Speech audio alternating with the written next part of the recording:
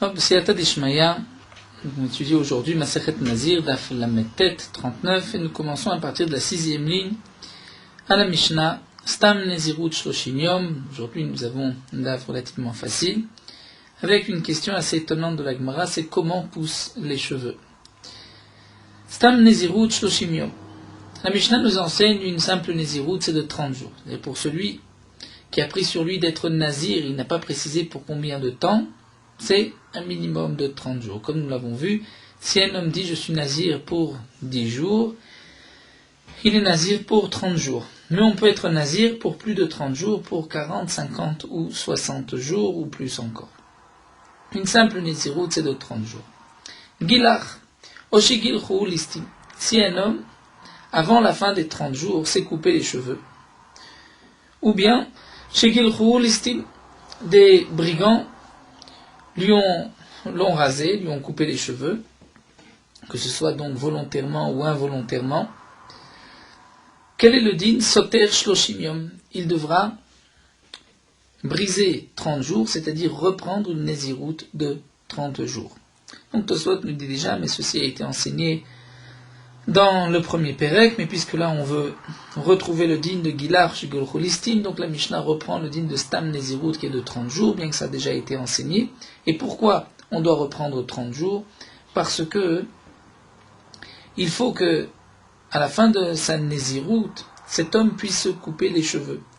Donc le minimum, comme une Nezirut habituelle est de 30 jours, donc si on lui a coupé les cheveux avant, il doit encore prendre sur lui 30 jours de Nézirut pour avoir des cheveux longs de 30 jours.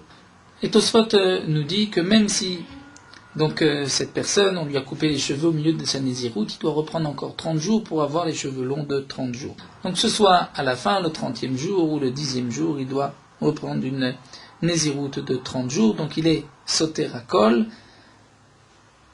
Mais dans le cas, nous dit Tosfot, où cet homme a pris sur lui une Nézirut de 60 jours, si au bout de 30 jours on lui a coupé les cheveux, là il n'est pas nécessaire de reprendre ce qui a déjà été fait, il suffit maintenant de continuer pendant 30 jours, puisqu'au bout de 30 jours il aura des cheveux longs de 30 jours.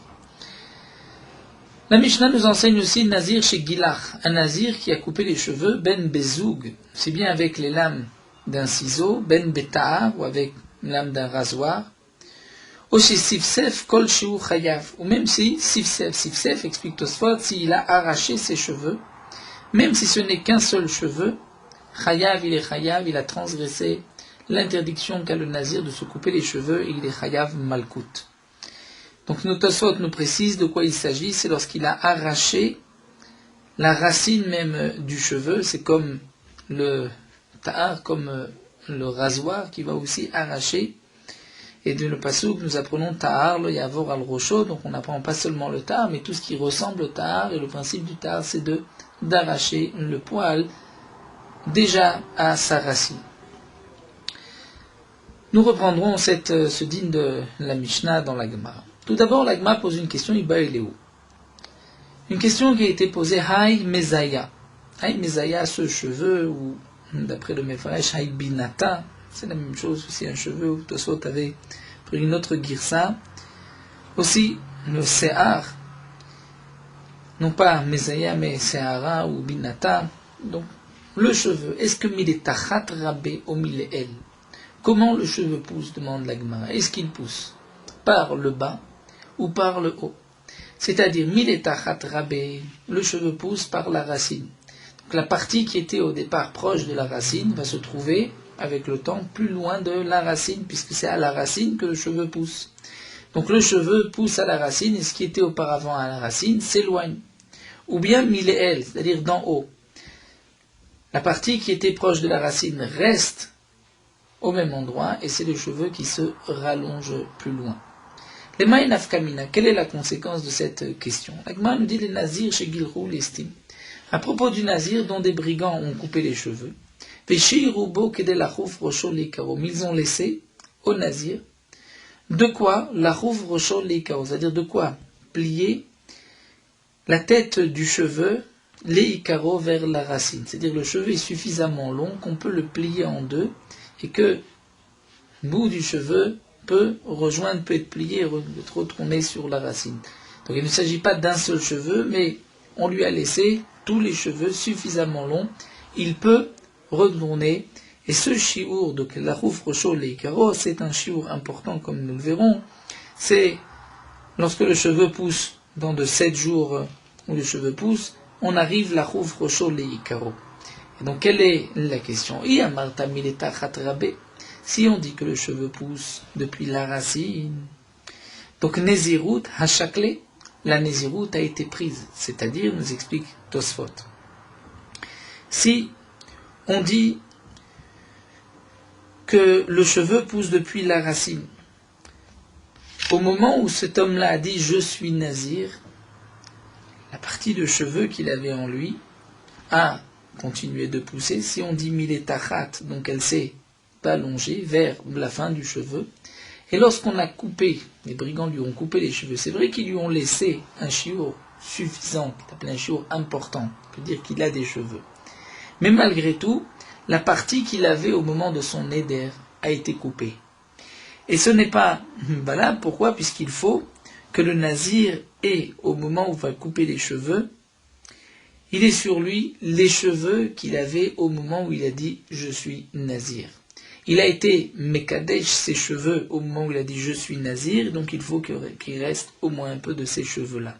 Donc même si les brigands lui ont coupé les cheveux et il a encore quelques millimètres de quoi plier le cheveu, mais puisque le cheveu pousse par le bas, et donc il avance au fur et à mesure, dès que la partie qui se trouvait au moment où le nazir a dit « je suis nazir », ça c'est la partie qui se trouvait au moment où on lui a coupé plus au bout des cheveux, et donc lorsqu'on lui a coupé cette partie, il n'a plus les cheveux qu'il avait au moment du néder, et donc par la suite il ne peut pas couper les cheveux, il ne peut pas, le nazir n'a pas suffisamment de cheveux, et donc dans ce cas-là ce n'est pas valable. Mais si on dit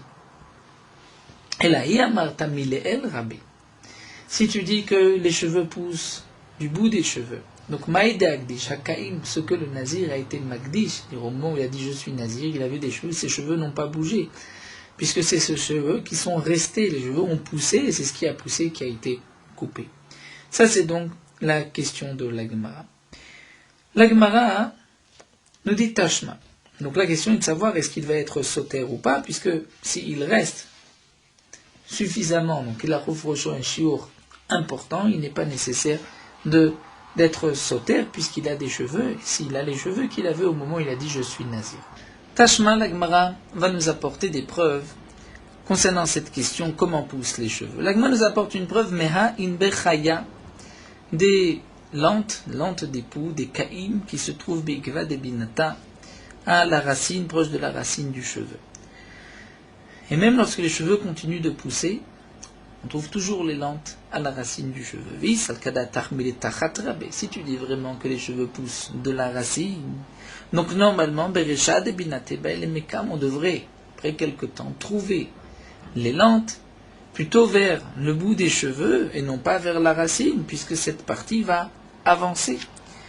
Donc c'est une preuve que les cheveux poussent vers la fin, c'est-à-dire les cheveux s'allongent. La Gemara dit non. On peut maintenir que ça pousse de la racine. Alors comment se fait-il qu'on trouve les lentes proches de la racine? Étant donné que ces lentes sont vivantes, elles vont toujours rechercher donc la racine, c'est pour se nourrir du cuir chevelu, et donc c'est pour cela qu'on les trouve toujours proches de la racine. Alors l'Agma nous apporte une autre preuve. Tashma inba meta beresha de binata. Lorsqu'il s'agit d'une lente qui est morte, là on la trouve au contraire beresha de binata, c'est-à-dire à la tête du cheveu.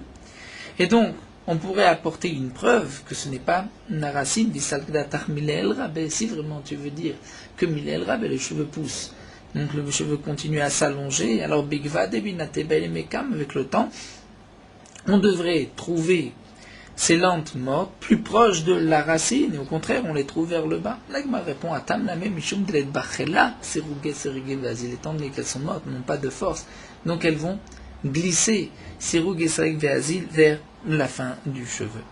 Alors l'Agma nous apporte une autre preuve. Tashma, Miblorit des Kushim. Les blorites, c'est-à-dire les non-juifs à l'époque, avaient l'habitude de laisser pour la Vodazara, leurs cheveux longs. Et ils laissaient leurs cheveux, donc Tosfot nous explique, ils ne coupaient pas tout autour de la tête, et ceux qu'ils laissaient, ils avaient l'habitude de faire des nattes proches de la tête, et pourtant on voit qu'avec le temps, la natte était un peu lasse, rafia, elle n'était pas aussi serrée qu'au début, des bata, des megadlin là, une fois que les cheveux continuent de pousser rafia, miletachat, on voit que proche de la racine, la natte, les cheveux ne sont pas attachés comme ils étaient au début. Donc on pourrait apporter une preuve que les cheveux poussent de la racine, et c'est donc pour cela que la natte continue d'avancer et elle est moins serrée à la racine. La Gemara répond non. Hatam name aide de kamatahi meshirva de rafia. Nous avons une petite nuance d'après les girsaot. Donc comme nous explique Tosfot, étant donné que ces gens-là vont s'allonger sur leurs cheveux, donc la natte va bouger, et c'est pour cela que proche de la tête, la natte n'est pas aussi serrée qu'auparavant. La Gemara va chercher une autre preuve, Tashma misikrata derafe amra miletachat. On trouve que, à propos du maaser, par exemple, lorsque les bêtes devaient passer une après l'autre, et on devait avec du rouge désigner la 10e, ce rouge avait l'habitude de coller, comme nous expliquent les Rishonim, avait l'habitude de coller la laine. Et pourtant, cette laine, on voit des rafés amra miletachat, c'est-à-dire avec le temps, cette laine devenait moins collée, elle était moins tenue, miletachat, c'est-à-dire proche de la racine. Donc on voit que lorsque la laine continuait d'avancer, donc la couleur aussi avançait, c'est pour cela que la racine, il n'y avait pas de couleur. Donc on peut apporter une preuve que les cheveux poussent, miletachat, c'est-à-dire du bas. Vetania, ou vetnan, certains me disent vetania, et ça c'est un enseignement qui nous est rapporté dans les Mishnayot. Vetu, et nous avons une autre preuve. Katsave savia dikneon, lorsque les vieillards ont l'habitude de teindre leurs cheveux, leur barbe, pour ne pas paraître si vieux. Donc ils vont teindre leur barbe, qui est blanche, en noir.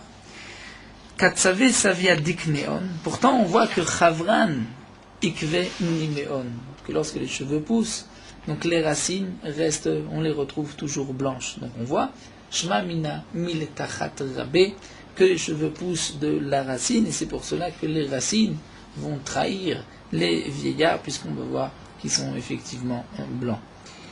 Donc Shma mina, la Gemara conclut que les cheveux miletachat rabé poussent miletachat de la racine. Si c'est ainsi, dans le cas, la question qui avait été posée à un nazir ou des brigands, lui ont coupé les cheveux, lui ont laissé juste que de la rouvre chaud les carots, nous avons dit que si miletachat rabé, cette nésiroute, c'est-à-dire les cheveux que le nazir avait au moment de la nésiroute ont été pris, donc il devrait recommencer. Si c'est ainsi, nous allons avoir un problème, dit l'Agma et la Haditania, ce qui est marqué dans une braïta, Nazir, Shigil et Chouhou, l'istime, un Nazir dont des brigands ont coupé les cheveux, Véchi, Roubou, Kedé, la Chouvre, Rocho, les crocs, ils lui ont laissé. De quoi donc les cheveux sont suffisamment longs que Kedé, la Chouvre, Rocho, les Icaro, c'est-à-dire on peut plier la tête du cheveu vers la racine. Comme nous le verrons, c'est les cheveux qui vont pousser, l'équivalent de une semaine où les cheveux ont poussé, et c'est marqué Enosoter. Que là, le nazir ne va pas tout annuler, il ne va pas reprendre et se laisser pousser les cheveux. Pourtant, d'après ce que nous venons de dire, si miletachat rabé, on devrait être soter. Alors l'histoire, puisque les cheveux que cet homme avait au moment où il a pris celui d'être nazir, le lac du chat, ses cheveux, il ne les a plus. Les cheveux ont été coupés, et les cheveux qui sont arrivés, ce qui reste, sont les cheveux qui ont poussé par la suite.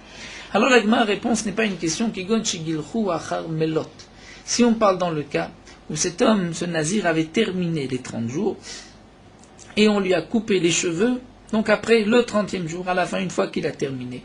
Et l'auteur de cette braïta, Omane Rabelezer, Rabelezer a dit que un homme qui s'est coupé les cheveux après Melot, tout ce qui peut lui arriver, même s'il est impur, après les 30 jours, ce n'est que 7 jours qu'il va annuler, il ne reprend pas tout depuis le début. Donc le temps d'asperger le 3e et 7e jour, C'est tout, mais il ne va pas annuler toute sa nézirut. Donc de même, lorsqu'on lui a coupé les cheveux le 30e jour, il doit être sauter que 7 jours, c'est-à-dire le temps, parce qu'il ne peut pas, donc avant 7 jours, et quelle est la raison des 7 jours, comme nous allons voir, c'est qu'il faut que les cheveux poussent au moins 7 jours, et là dans ce cas-là, puisque les brigands lui ont laissé l'équivalent de 7 jours, c'est pour cela qu'il n'a pas besoin de reprendre quoi que ce soit. Et la Gemara nous explique, Maï Tama de Rabbi Eliezer, quelle est la raison de Rabbi Eliezer, c'est-à-dire pourquoi d'après Rabbi Eliezer, il est suffisant des 7 jours, pourtant il n'a pas les cheveux de 30 jours. La Gemara répond, Yalif Tiglachat Taharam Tiglachat Tuma. Rabbi Eliezer va apprendre le din de la Tiglachat Tahara. Lorsqu'un homme, un nazir, a terminé sa nézirut et il est tahor, on va l'apprendre la Tiglachat de Tuma d'un homme tamé. Ma Tiglachat Tuma, c'est-à-dire un homme qui a terminé sa nézirut 30 jours, il devient impur. Shiva, il ne faut que 7 jours. 7 jours pour se purifier. Av Tiglachat Tahara Shiva. De même, la Tiglachat Shiva, de Tahara, ce n'est seulement que 7 jours. Puisque c'est 7 jours, alors, nous dit l'agma, avec Kim nous les Rabbanan, les Chamim savent que Kol Shiva Yomi Mati Mazaya Kedelachov Roshol Likaro. C'est-à-dire que pour 7 jours, c'est que les cheveux vont pousser suffisamment qu'on peut plier le cheveu en deux, que la racine, c'est-à-dire le bout du cheveu va retrouver la racine. Et donc, nous explique Tosfot, puisque cet homme-là, il a suffisamment de cheveux, on lui a coupé, mais il reste Kedelachov Roshol Likaro. Donc là, il n'est pas nécessaire d'être sauté, puisque ce qu'il va gagner en 7 jours, c'est ce qu'il a aujourd'hui. Et donc, c'est pour cela que si on lui a coupé les cheveux à Charmelot, on lui a laissé Kedelachouf, il n'est pas sauter. Mais Tosfot nous dit bien sûr que si on lui a coupé les cheveux pendant les 30 jours, là, il est sauter. Pourquoi ? Parce qu'il n'a pas laissé pousser les cheveux pendant 30 jours. Mais, une fois qu'on lui a coupé, après le 30e jour, donc il avait des cheveux de 30 jours, il avait des cheveux de 30 jours et donc il y avait une possibilité de Tiglachat. Là, c'est suffisant. Pourquoi il doit attendre quand même 7 jours ? Parce qu'on apprend de la Tiglachat Touma. Bien que Tosfot nous soulève, ils disent, mais ce n'est pas exactement la même raison, puisque pourquoi dans Tiglachat Touma il doit attendre 7 jours ? C'est pour pouvoir apporter ses corbanotes et se purifier. Bien malgré tout, les Chachamim, c'est ainsi que pense Rabbi Eliezer, ont égalisé leur midot et ont dit, dans tous les cas, une stira, c'est toujours donc le temps de 7 jours, de la même manière qu'après Mélot, c'est pour la Touma, temps de se purifier, on dira de même pour 7 jours, c'est-à-dire le temps que les cheveux poussent pour 7 jours, et puisque cet homme-là a de toutes les manières le résultat dès aujourd'hui, puisqu'on lui a laissé qu'il a Roshot les Ikaro, il n'a pas besoin donc d'être sauté. Mais d'après les Chachamim, puisque d'après les Chachamim, si un homme est impur le 30e jour, il est sauté tout, il reprend tout depuis le début, comme c'est apporté dans le 3e Pérec, nous rappelle Tosfot. Donc là aussi, les Chachamim vont apprendre la Tiglachat de Touma avec donc la Tiglachat de Tahara avec la Tiglachat de Touma, et on dira qu'il doit aussi attendre 30 jours. Lorsqu'on lui a coupé les cheveux, même après Mélot, il doit reprendre 30 jours, et ce n'est pas suffisant, ces petits cheveux, bien que c'est le temps de 7 jours, mais d'après les Chachamim, c'est pas suffisant, il faut l'équivalent de 1 mois. Et donc c'est pour cela, nous dit Tosfot, que la Gemara a expliqué d'après Rabbi Eliezer, mais pas d'après les Chachamim. Mais c'est vrai, nous dit Tosfot, que même d'après les Chachamim, si on lui avait coupé les cheveux le 32e jour ou le 33e jour, donc bien après la Mélot, là c'est vrai que d'après les Chachamim, il n'est sauter que 7 jours, et dans le cas où il est sauter 7 jours, pour que le temps que ça pousse, que de la Chouf Roshol Likro, ici, il a déjà le même résultat. Ensuite, Tosfot dire que peut-être que les Chachamim pensent que cette différence, ce n'est que d'après Rabbi Eliezer, mais que les Chachamim penseront qu'à Charmelot, il n'est pas sauter même 7 jours. Donc la Gemara a conclu ici, il nous a expliqué qu'en vérité les cheveux poussent depuis la racine, et c'est vrai qu'un nazir à qui on a coupé les cheveux, on lui a laissé la Chouf Roshol Likaro, donc d'après les Chachamim, il doit reprendre encore 30 jours, et d'après Rabbi Eliezer, 7 jours sont suffisants, et puisqu'il lui reste le résultat de 7 jours, il n'a pas besoin de reprendre tout depuis le début. La Gemara continue, Nazir chez Gilar ben Betar ben Bezoug ou chez Sifsef kol shiur chayav. Nous avons vu dans la Mishnah que si un Nazir s'est coupé les cheveux avec une lame d'un rasoir, ta'ar ou un ciseau, lame du ciseau, ou chez Sifsef kol shiur, Sifsef, les Rishonim nous ont expliqué, c'est-à-dire il a arraché avec la main Dans ce cas-là, la Mishnah nous a dit le nazir est chayav. Il est chayav, il a transgressé le lave de se couper les cheveux. Tosfot nous avait expliqué dans la Mishnah qu'il s'agit du cas où il va, en arrachant le cheveu, comme Bismaraim ou Betar, il va aussi arracher le cheveu depuis sa racine. Et donc c'est pour cela qu'il y a un chiyuv, il y a un lave, puisque comme nous allons le voir dans la Gemara, l'interdiction de la Torah c'est seulement le ta'ar, c'est le rasoir. Donc dans la Mishnah, c'est le cas qui ressemble au rasoir, c'est-à-dire lorsqu'on a arraché le poil comme un rasoir, donc à ce moment-là, on transgresse le lave de la Torah.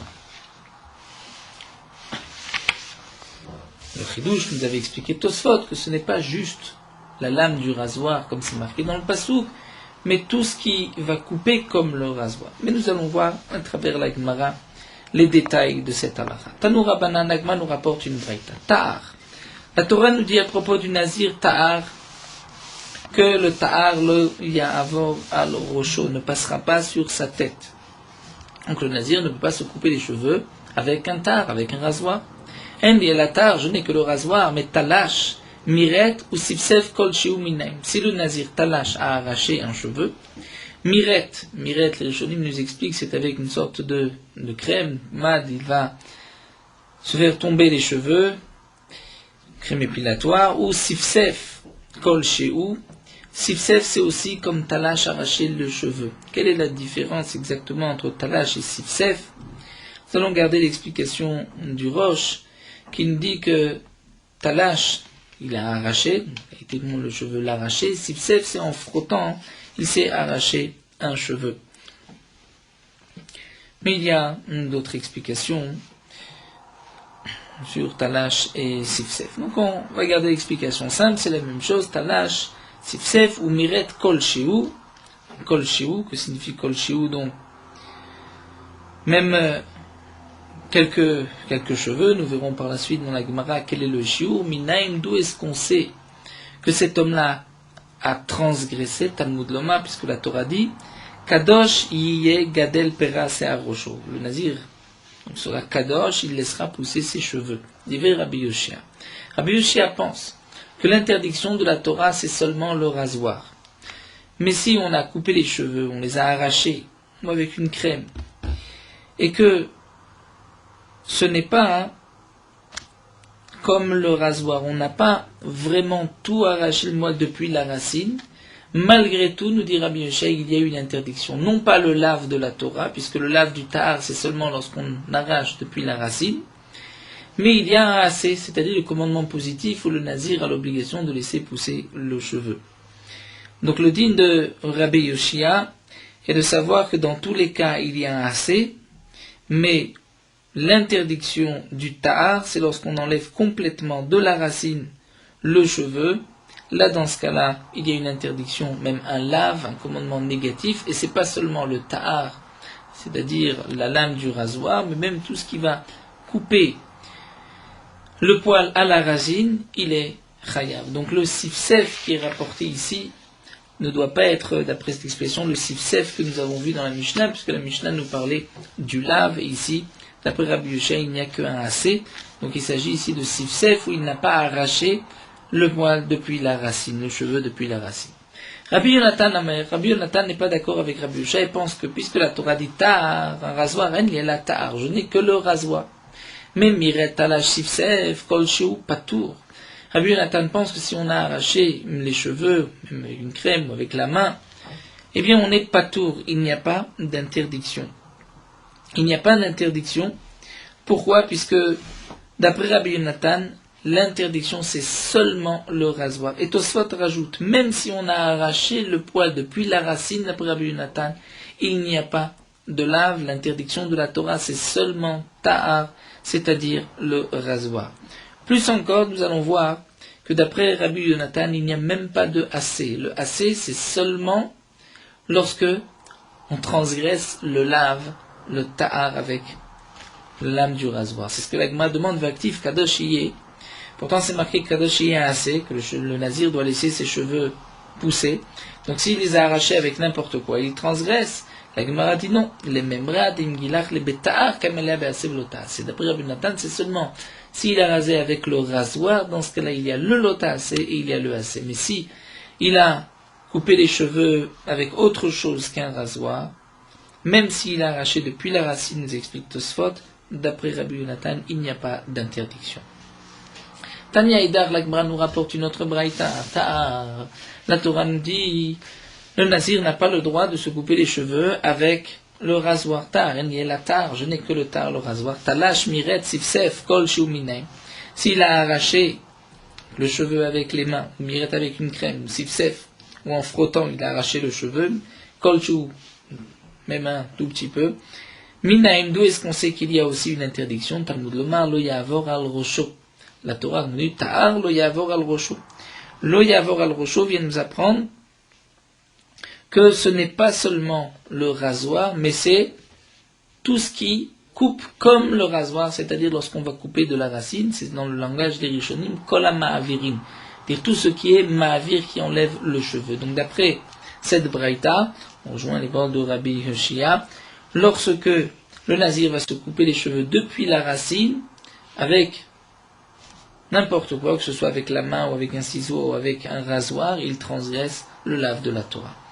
Alors la Braïta demande au Machar chez Sofen le Rabot Kol Davar. Si de toutes les manières on va inclure toute chose et que tout est interdit, alors Matamud Lomar Tar, pourquoi la Torah précise Tar, le rasoir lo yavor al rosho ne passera pas sur sa tête, puisque même les autres Ma'avirim sont Chayavim, donc pourquoi la Torah précise Tar? C'est vrai que Tosfot pose la question, peut-être que le Tar viendrait nous dire que c'est seulement lorsque on va arracher comme le tar, c'est-à-dire depuis la racine.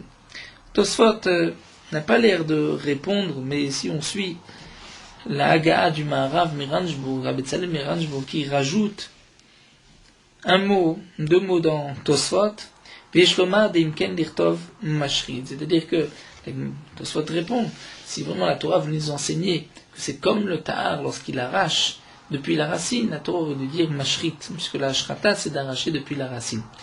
Donc on maintient la question de la Gemara. Donc la Gemara demande, puisque de toute manière tout est interdit, pourquoi la Torah précise le rasoir? Eh bien, la Gemara va répondre, les fiches l'olamad no letiglachat acharona shiebetar, parce que lorsque le nazir a terminé sa nésiroute, il doit se couper les cheveux, mais on ne sait pas avec quoi il doit se couper les cheveux.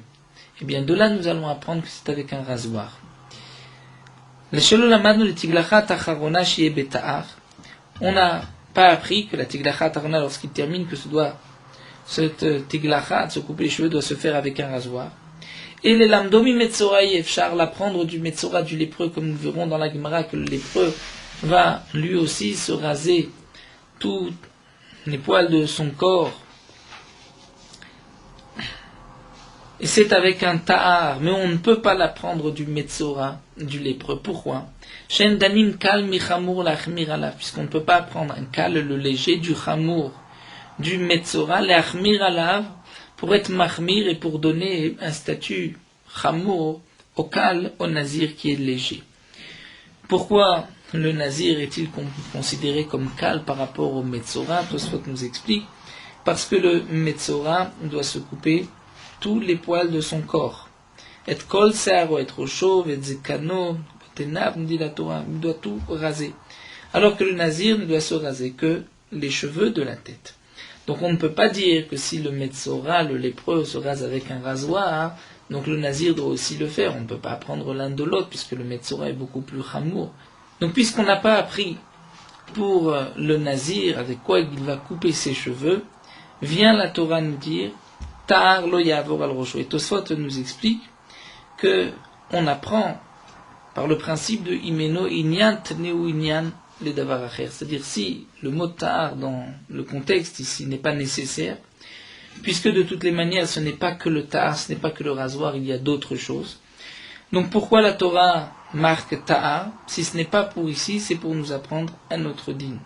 Pour nous apprendre que lorsque le nazir termine, il doit se couper les cheveux avec un rasoir.